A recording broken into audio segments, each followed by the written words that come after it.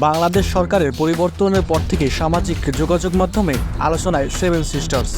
বর্তমানে অন্তর্বর্তীকালীন সরকারের প্রধান ডক্টর মোহাম্মদ ইউনূসের একটি বক্তব্যের পর ভাইরাল হয় এই সেভেন সিস্টার্স।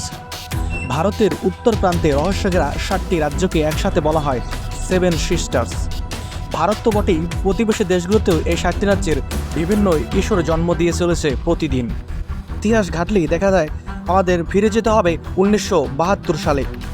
সে বছর ত্রিপুরার একজন বিখ্যাত সাংবাদিক জ্যোতিপ্রকাশ সাইকিয়া এক রেডিও টক শোতে ভারতের অরুণাচল প্রদেশ, মেঘালয়, আসাম, মণিপুর, মিজোরাম, নাগাল্যান্ড ও ত্রিপুরা রাজ্যকে সেভেন সিস্টার নামে অভিহিত করেন।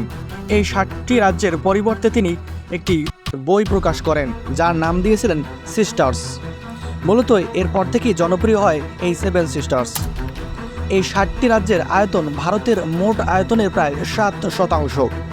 এসব রাজ্যগুলো একে অপরের উপর নির্ভরশীল হলেও সংস্কৃতি এবং পরিবেশের দিক থেকে তারা স্বতন্ত্র। এই 7টি রাজ্যের জাতিগত এবং ধর্মীয় বৈচিত্র্য বিদ্যমান থাকলেও রাজনৈতিক, সামাজিক এবং অর্থনৈতিক ক্ষেত্রে তাদের অনেক মিল রয়েছে। এসব রাজ্যের বেশিরভাগ মানুষই আদিবাসী জাতি এবং উপজাতি সম্প্রদায়ের। সম্প্রতি ভারতের স্বাধীনতা দিবসে মণিপুর রাজ্যে কয়েক হাজার লোক নাগা পতাকা উড়িয়ে স্বাধীনতার ভূমিকার পক্ষে সমর্থন জানিয়েছে।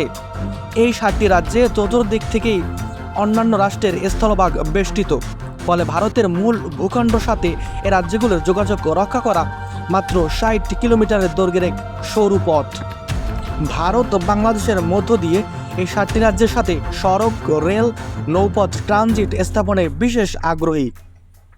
কিন্তু বিশ্লেষকদের দাবি, এমন ট্রানজিট ভারতের স্বার্থ হাসিল করেও বাংলাদেশের অর্থনৈতিক বিবেচনায় তেমন সুফল আনতে পারবে না। সম্প্রতি ডক্টর মোহাম্মদ ইউনূস বলেন, বাংলাদেশকে কেউ অস্থিতিশীল করতে চাইলে হয়ে পড়বে। প্রতিবেশী মিয়ানমার, ভারতের সেভেন সিস্টার্স, পশ্চিমবঙ্গ সব জায়গায় ছড়িয়ে পড়বে এই অস্থিরতা। ভারতের এক সংবাদ মাধ্যমে তার এমন শঙ্কা প্রকাশের পর থেকেই নতুন আলোচনায় আসে এই সেভেন সিস্টার্স।